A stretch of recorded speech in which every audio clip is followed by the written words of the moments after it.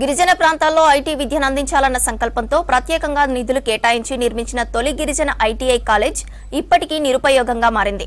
2016లో IT college hostel భవనాలు నిర్మించారు. అయితే విద్యాశాఖల మధ్య సమన్వయం లేక కాలేజీలో విద్యాబోధన ఇంకా ప్రారంభం కాలేదు. ఉన్నతాధికారులు జోక్యం చేసుకుని తమకు సాంకేతిక విద్యను అందించాలని కోరుతున్నారు గిరిజన స్టూడెంట్స్.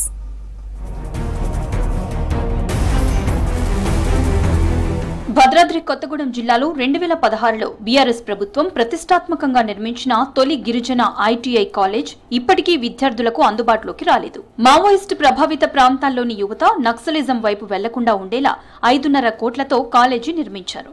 ఏదైతే ఐటీఐ ప్రారంభానికి నోచుకోకపోవడం వల్ల ఇవాళ అది అసాంఘిక కార్యక్రమాలకు అడ్డాగా మారింది.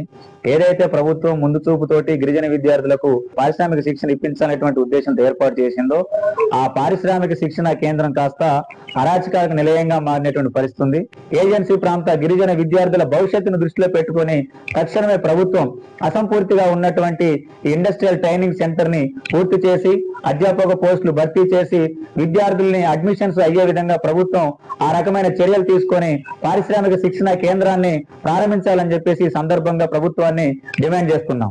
గిరిజన విద్యార్థులకు సాంకేతిక విద్య అందించేలా కాలేజీతో పాటు హాస్టల్ కూడా కట్టారు. కానీ ఇప్పటికీ తరగతులు ప్రారంభించలేదు.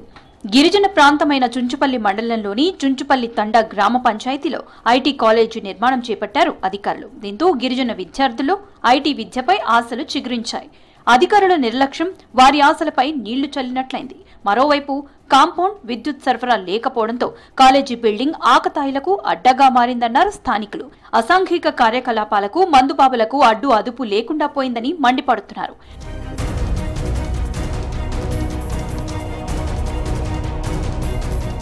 భవనం నిర్మించి ఏళ్లు గడుస్తున్నా ఐటీఐ క్లాసులు ప్రారంభించకపోవడంపై ఆగ్రహం వ్యక్తం చేస్తున్నారు విద్యార్థులు. సాంకేతిక విద్య అందని ద్రాక్షలా మారిందంటున్నారు. అధికారుల నిర్లక్ష్యంతో కోట్ల రూపాయలతో కట్టిన కాలేజీ నిరుపయోగంగా మారిందని ఫైర్ అయ్యారు. కళాశాల యొక్క ఏ లక్ష్యంతో అయితే ఈ కళాశాల నిర్మించారో ఆ కళాశాల ఆ లక్ష్యం నెరవేరినటువంటి పరిస్థితి కూడా కనిపిస్తా ఉంది. కాబట్టి తక్షణమే కాంపౌండ్ వాళ్ళు నిర్మించాలి, ఎలక్ట్రిసిటీ పూర్తి చేయాలి. పిఆర్ డిపార్ట్మెంట్ 2017లో ఈ భవనం పూర్తి చేసి ఇచ్చినప్పటికీ కూడా ఇప్పటి వరకు కూడా అక్కడ తరగతులు ప్రారంభం కానటువంటి పరిస్థితి కనిపిస్తా ఉంది. కాబట్టి తక్షణమే ఆ కళాశాల భవనాన్ని ప్రారంభం చేయాలి అని చెప్పేసి కోరుతాము. ఉన్నతాధికారులు చొరవ తీసుకుని కాలేజీలో పెండింగ్ పనులు పూర్తి చేయాలని కోరారు కాలేజ్ ప్రిన్సిపల్ రమేష్. వెంటనే తరగతులు ప్రారంభించి విద్యార్థులకు సాంకేతిక విద్య అందించాలని విజ్ఞప్తి చేశారు.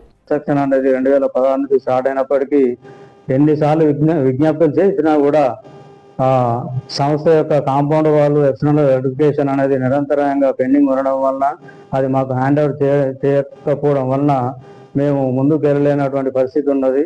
కాబట్టి ఆ 2 ప్రధానమైనటువంటి పెండింగ్ సమస్యలను పరిష్కరించి మాకు ఎంత త్వరగా హ్యాండ్ ఓవర్ చేస్తే అంత త్వరగా మేము మెషినరీ కొనుగోలు కావచ్చు, అడ్మినిస్ట్రేషన్ ప్రాసెస్ అనేది త్వరగా చేపడతాం. మా డిపార్ట్మెంట్ కూడా రాస్తున్నాం, పోస్ట్ శాంక్షన్ చేయాలని చెప్పేసి. అధికారుల నిర్లక్ష్యంతో గిరిజన పిల్లలకు మెరుగైన విద్య అందించాలన్న ప్రభుత్వ లక్ష్యం నీరుగారుతుందన్నారు విద్యార్థుల తల్లిదండ్రులు. ఇకనైనా కాలేజీలో క్లాసులు ప్రారంభించాలని కోరుతున్నారు.